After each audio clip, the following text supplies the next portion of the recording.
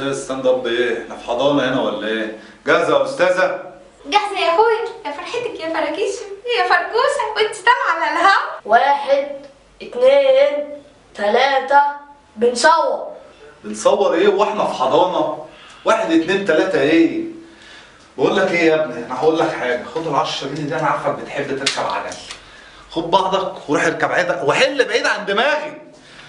3 2 1 اكشن. اهلا وسهلا حبايبي الحلوين، معانا مفاجاه كبيره خالص خالص. دلوقتي انتوا بتسالوني عن فتكات، دي حكايه كبيره جدا جدا، يلا بينا نشوفها.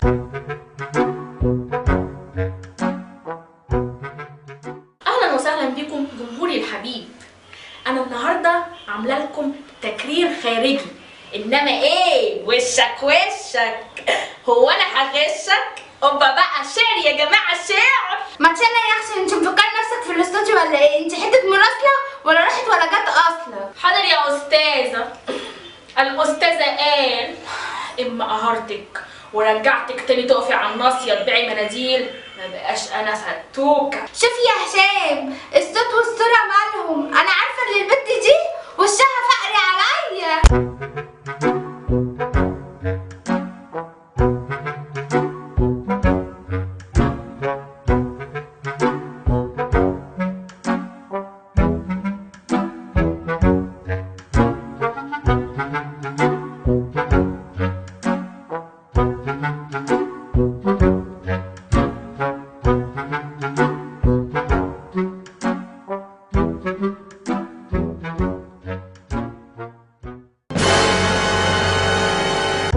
واحد اتنين تلاتة هنصور.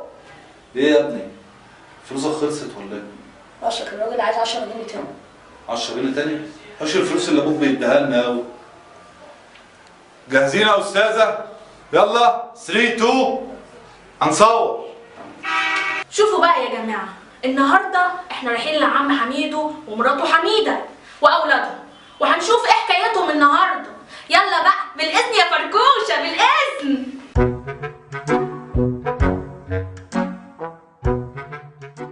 يا نوري، يا نوري، يا نوري منها، يا نوري. اشغل لك يا ناري في الفاصل يا استاذه ولا ايه؟ يا ناري يا ناري. هشام انت مش شايف فتكات وعمايلها؟ يا نوري، يا نوري.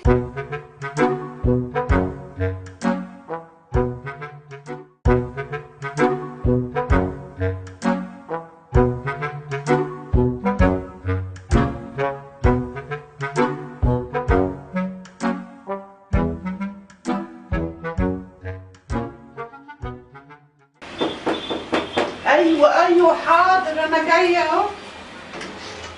ترى مين اللي جاي لنا؟ يا اهلا وسهلا يا ست حميده. ازيك يا ست حميده؟ ازيك يا عم حميدو، عامل ايه؟ اتفضلي يا استاذه، اتفضلي حضرتك جايه عندنا بنفسك. يا اهلا وسهلا. صحيح الدنيا لسه بخير يا ولاد؟ والله العظيم يا ست كمل انتي، انا ركبت دماغي وقلت لازم اجي، وسبت الاستوديو للبت فركش، ما انتي عارفاها المراسله بتاعتي. عارفاها نفريه يا ساتر. قولي لي بقى يا اختي، ايه اللي حصل مع عم حميدو؟ الراجل اللي انا باين عليه هيفيض مننا. يا حبيبتي من يوم ما عمل الحادثه وانت زي ما انت شايفه كده ما بينطقش خالص يا بنتي، والله مش عارفين نعمل ايه. يا حول ولا قوه الا بالله. والحادثه دي يا اختي سببت في قطع لسانه ولا ايه يا اختي؟ ما تفهميني. هنعمل ايه يا بنتي؟ والله كان طالع يشوف اكل عيشه زي كل يوم بالعربيه اللي جايبينها ولسه بندفع قسطها لحد دلوقتي يا بنتي. عمل حادثه بعيد عنك، ودينا المستشفى، مفيش حد سأل فينا ولا عبرنا، قلت اخدوا البيت يموت في البيت احسن بدل وجع القلب ده، بدل ما هو موت وخرب ديار يا بنتي. هنعمل ايه بس يا ربي؟ اسأليها يا بنتي يا فتكات، المستشفى ما رضتش تعالجوا ليه؟ انا سامعاكي يا اختي، والله عايزين فلوس شيء وشويات، ولما قلنا لهم ما معناش رمونا على باب المستشفى، الناموس والدبان ياكل فينا.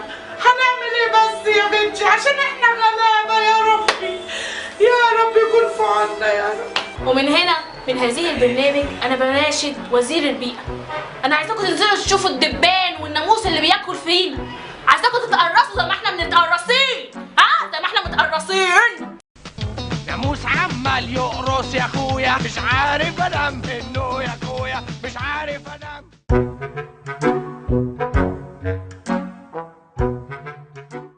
كملي يا ست حميد، كملي. هقول لك ايه يا بنتي، من يوميها وخدته وجبته على البيت وهو مرمي زي ما انت شايفه، واللي زاد وغطى يا بنتي اللي صاحب العربيه سحبها منه، لا ورفع عليه قضيه بالشكايات اللي علينا. قوليلي نعمل ايه يا بنتي؟ احنا مش عارفين نعمل ايه. يا رب تلاقي لنا حل وحد يرقب بينا وفي حالتنا يا بنتي. زي ما انت شايفه الراجل مرمي والعربيه اتسحبت، وصاحب الله يخرب بيته صاحب الميكروباص سحبها ورفع علينا بشيك بدون رصيد يا بنتي. طب هنعمل ايه؟ نجيب منين؟ قوليلي انت يا بنتي، قوليلي. يعني حضرتك دلوقتي بتطلبي ايه من المسؤولين؟ هم نايمين دلوقتي، بس بكره لما يصحوا هيشوفوا الحلقه واكيد هيتحركوا. يا رب يا بنتي يتحركوا. انا كل اللي طالباه يا بنتي علاج على نفقه الدوله، وكرسي متحرك يقدر يتحرك بيه يمين وشمال، وحد يرقف بحالتنا يا بنتي ويدفع الاقساط ولا الشيك اللي علينا لصاحب العربيه. انا من ايه؟ قوليلي انت. اقفلي يا فتكات، الست دي باينها بتحلم. فاصل وراجعين تاني.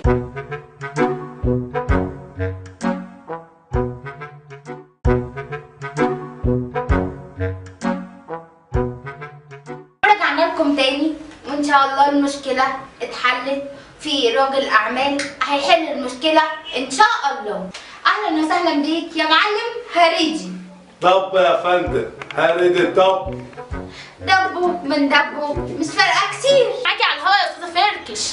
يا هشام ارجوك تكلمني يا هشام. في مداخله من استاذه فتكات الظاهر كده يا استاذه عندها جديد. معاكي يا فتكات. عم حميدو الراجل الطيب، ارجوك اتكلمي، اشوفي لنا الحاله الايه؟ في ايه؟ عم حميدو تعيشي انت، مات والوليه عماله تشد في شعرها، والولد الشاب الجامعي عمال يغني ويقول الملاحه الملاحه الملاحه الملاحه. وايه اللي عمل فيهم كده؟ ارجوك الراي العام بيسال. لبس التراب والملاحة وحبيبتي لبس التراب. ما كانش يومك يا اخوي. يا لهوي. كانوا قاعدين وفرحانين ان موضوعهم هيتحل، وفجأة ظهر الراجل اللي عندك ده من هنا، وعم حميدو راح متشاهد واتكل على الله، ومراته حصل لها اللي حصل، وابنه كمان. ممكن توضحي الاسباب اكتر؟ وايه علاقه الراجل الاعمال بيهم؟ ما هو الراجل اللي عندك دوت هو اللي سحب العربية منهم ورفع على الراجل قضية، رفع على الراجل قضية. حسب الله ونعم الوكيل فيه. هو انت اللي اخدت منهم العربيه؟ الراجل مات والست اتجنت والولد اتجن. حسب الله ونعم الوكيل فيه. وخدوا العربية مني، هم دول خدوا مني العربية، ماليش دعوة، أنا عايز فلوسي. اما انت طلعت راجل دب بصحيح. ضب مش ضب، أنا عايز فلوسي. ضب مش ضب، أنا عايز فلوسي. ضب مش ضب، أنا عايز فلوسي. فاصل وراجع لكم تاني.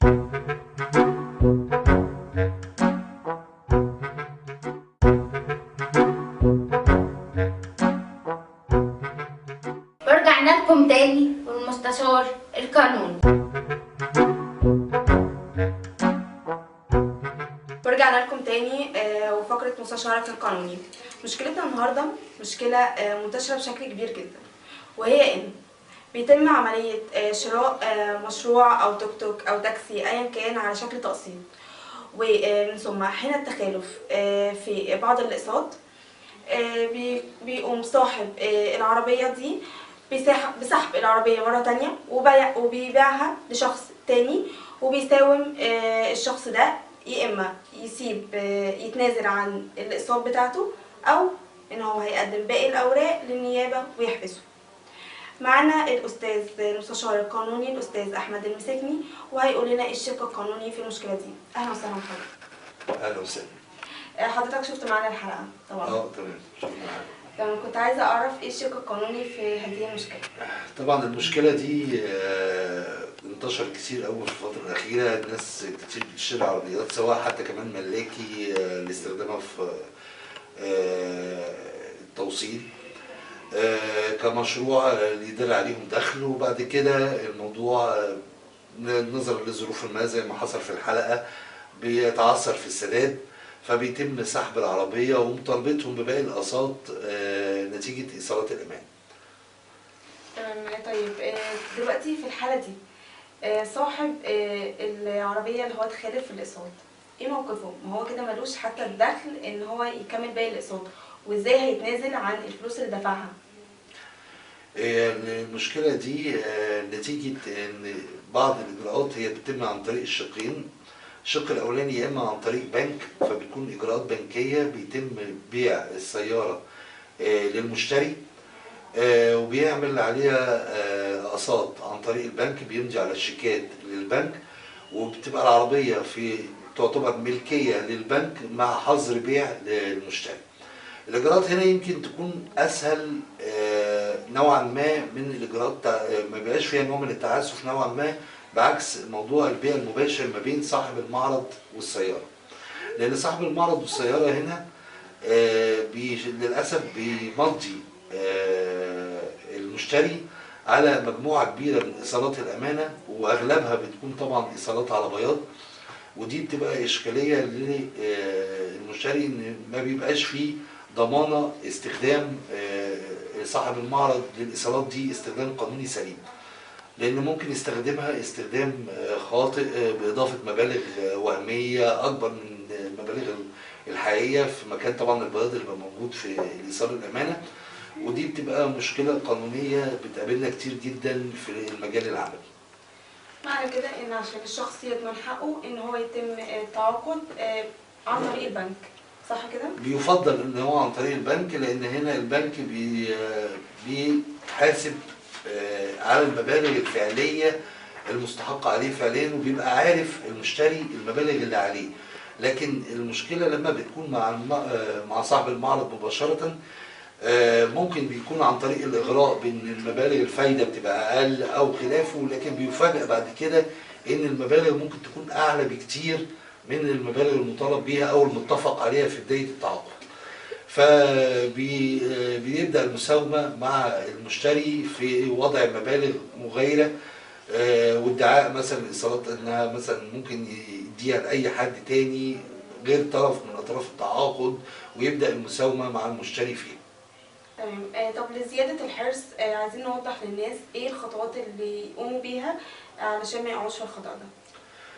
طبعا الافضل زي ما قلنا ان هو التعامل مع بنك بحيث ان يكون المبالغ محدده مسبقا ويبقى عارف الاقساط اللي عليه، ما يكونش تعامل مع صاحب المعرض بصفه مستقله. الحاجه الثانيه ان قدر الامكان ما يكون المبالغ حتى لو تعامل مع المعرض يكون المبالغ محدده والايصالات تبقى بمبالغ محدده، ما يكونش يمضي فيها على بياض عشان خاطر يبقى عارف اللي ليه واللي عليه ويقدر يتعامل من منطلق هذه المبالغ، ما يبقاش فيها تعسف او شبهه. وطبعا يفضل في كل الاحوال ان هو لازم يكون الامور واضحه ببنود في عقد ببنود واضحه تماما بحيث ان ما يكونش فيها مجال للتلاعب بين الطرفين. شكرا جدا لحضرتك. في نهاية اللقاء نشكر الأستاذ المستشار القانوني الأستاذ أحمد المسكني، وكده نكون وضحنا إيه الحل للمشكلة دي لعدم وقوع الخطأ مرة أخرى. نلقاكم في استشارة جديدة وحلقة جديدة. كانت معكم شروق أشرف بفقرة مستشارك القانوني. يلا سلام بقى.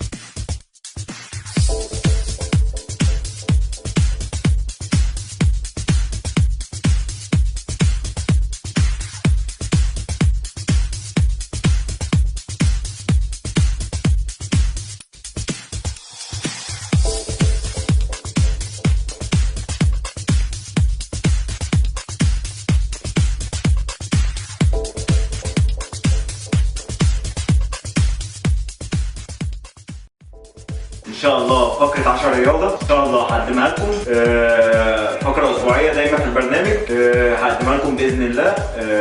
طارق الدكتور معاك.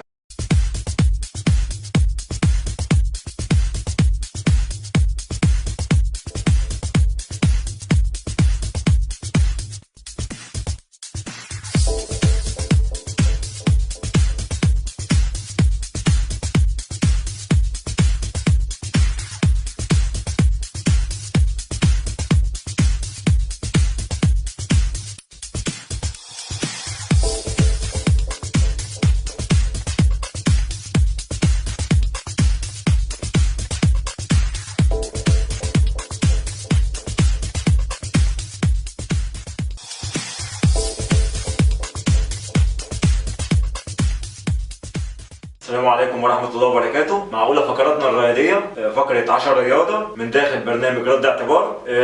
والصراحة النهاردة معانا بطل بنرد له اعتباره، يعني هي الكلمة جاية بالظبط، بطل بنرد له اعتباره زيه زي أبطال كتير. هو بطل من أبطال كمال أجسام، للأسف ما خدش حقه إعلاميا، فاحنا هنا بنرد له اعتباره إعلاميا. معانا البطل محمود رضوان الشهير بكابتن شط. أهلا وسهلا يا كابتن. أهلا وسهلا بيك وبحضرتك وبالبرنامج. أهلا بيك يا طارق. أهلا وسهلا بيك يا كابتن محمود. كلمنا عن بدايتك في اللعبة ومين اللي حببك فيها؟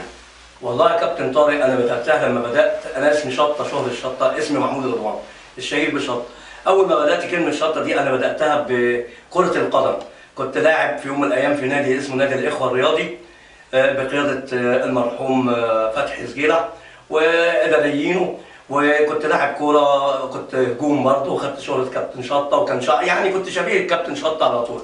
وكان معايا بعض برضه اللاعبين، منهم كابتن ممدوح جبر، الكابتن جمال الشاعر، كابتن الهرم، يعني بعض اللاعبين المشهورين دول اللي هو كان فريق يعني زمان كنا نقول حاجه اسمها فارس وسرد والكلام ده. فبداتها كنت بروح النادي، يعني اجي من عرقان من الملعب واروح اخد الشاور بتاعي في النادي، الاقي ابطال كمان اجسام منظر جميل. كنت شفت زمان مثلا لاعب اسمه محمد محمود خاطر الشهير بمحمد غله، وكنت برضه بشوف لاعب برضه عالمي اسمه بكر ابراهيم. فبناء على كده حببوني في اللعبه. كل ما اروح الاقي نيجي اخد شويه تقويه يعني يا طريق بتقوى العضله. فلقيت اللعبه جابت معايا، فبدات كمال اجسام لغايه ما حققت بطولات جمهوريه وبطولات ناشئين وبطوله العرب اللي انا كلمتك عليها دي اللي كانت في بيروت. عملت ثالث جبل لبنان، بطوله لبنان. وبعد كده يعني الحياه بدات تدينا طارق. انما النهارده يعني احنا الالعاب الفرديه دي مظلومين فيها. ليه مظلومين؟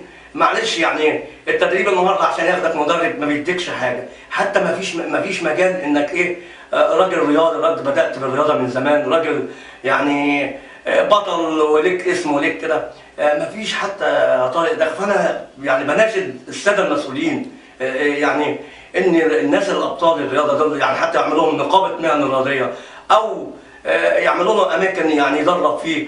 هنا بيبقى مثلا النهارده مراكز الشباب ما بتديكش حاجه حتى لو قلت او وما فيش اماكن لينا. فيا ريت الساده المسؤولين يعني يهتموا بالرياضيين اللي زينا، الرياضيين القدام. حتى ما فيش تكريم، التكريم المفروض ان يتكرم، ما فيش الكلام ده. فيا ريت انا بناشد الساده المسؤولين وبقول لهم الله يكرمكم، يعني اماكن ندرب فيها، اعملوا لنا اماكن ندرب. النهارده كل الالعاب الفرديه مدفونه ما عدا لعبه واحده. ايه هي يا كابتن طارق؟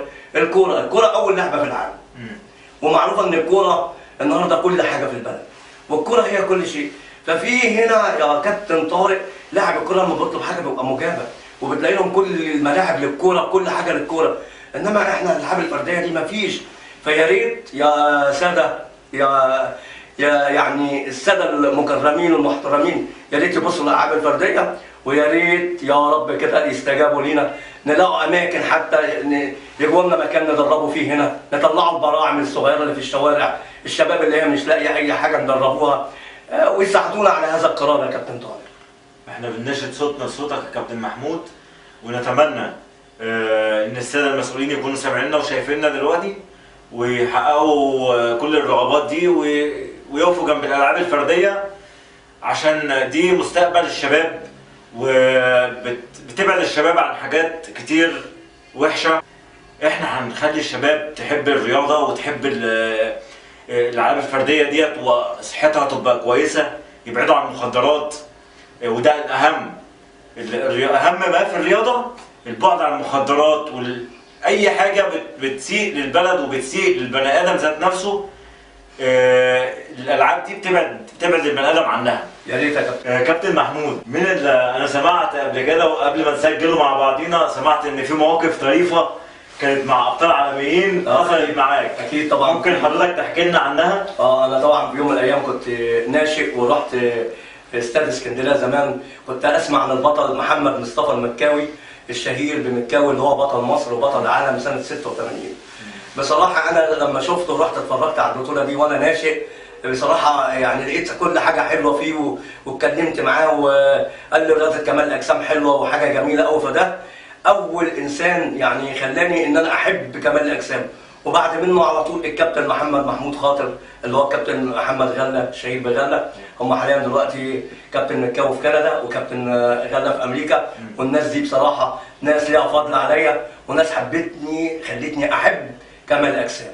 دلوقتي حضرتك عايزين حضرتك توجه كلمه للشباب اللي لسه ناشئ، تنصحوا بايه؟ الشباب دايما انا بقول لهم اتجهوا في طريق الرياضه، لان طريق الرياضه ده علم ونور، لان الرياضه علم زائد نور، وكمان يعني بتطلعك لحاجه لفوق. لان الرياضه علاقات، هي دي الرياضه اخلاق، هي دي الرياضه حب ومحبه وسلام، دي الرياضه يا كابتن طارق. وانا بشكر دلوقتي من قلبي ومن داخلي، بشكر الناس اللي هي حاليا دلوقتي برضه اللي دعم الرياضه، زي مين؟ زي كابتن عادل فهيم السيد رئيس الاتحاد المصري كمال الاجسام، ونائب رئيس الاتحاد العالمي لكمال الاجسام اللي هو كابتن نويدة، وكابتن رفائيل سانتوجا. يعني الناس اللي بتناشد وبتدعم الرياضه دي دلوقتي انا بوجه لها جميع الشكر والاحترام، ويخصهم دكتور عادل فهيم السيد. واحنا بنشكر حضرتك جدا يا كابتن محمود، وبجد شرفتنا في لقائنا مع حضرتك، ونتمنى ان صوتنا يوصل للساده المشاهدين والساده المسؤولين، ويدعمونا رياضيا واعلاميا وثقافيا كمان، عشان الشباب يكون عندهم وعي وينتموا للرياضه والالعاب الفرديه. كابتن محمود، حضرتك ذكرت ابطال استقر في كندا واستقر في المانيا وكده يعني، وفي امريكا. استقروا هناك ولعبوا هناك ودخلوا بطولات، طبعا اعلى بطولات في كمال اجسام، بطولات اوروبيه. حضرتك ما فكرتش ليه في الوقت دوت ان انت تعمل زيهم او تستقر في دوله اوروبيه تهتم بالرياضه مثلا؟ طبعا جات لي الفرصه اني برضه اسافر بره زي الابطال المصريين اللي هم رفعوا اسم مصر حاليا، وجات لنا فرصه. بس انتمائي انا لمصر وشباب مصر كمدرب وكلاعب، بحب هنا الشباب. فانا عايز يعني ما لقيتش نداء من اي المسؤولين او من اي مسؤول ان يدينا نداء هنا عشان نطلع ابطال برضه ونعديها. رغم النهارده رئيس الاتحاد المصري بيناشد بيقول يا جماعه بصوا للالعاب الفرديه اللي هي مدفونه ده، فاحنا يا ريت كده يعني تجينا فرصه كده ان شاء الله، او للشباب اللي هو طالع لاولادي واولاد حضرتك والشباب اللي هو بيقف في الشارع ده، نلاقي مسؤول كده او مسؤولين يديهم الفرصه او يدونا فرصه كده نقدر نساعد الشباب الصغير ده والطيب ده ان شاء الله. البراعم اللي طالعه دي يا كابتن طارق نتمنى من الله، احنا بنتمنى زي حضرتك بالظبط ان الناشئين يدعموا وياخدوا حقهم رياضيا واعلاميا برضه يا فندم، وان شاء الله نشوف بلدنا احسن بلد في العالم. طبعا يا كابتن طارق دي حاجه جميله، دي ان شاء الله احنا مصر وكلنا مصر ورياضيين مصر. تحيا مصر وتحيا مصر. نشكركم اعزائنا المشاهدين، ولقاء جديد مع نجم جديد و10 رياضه.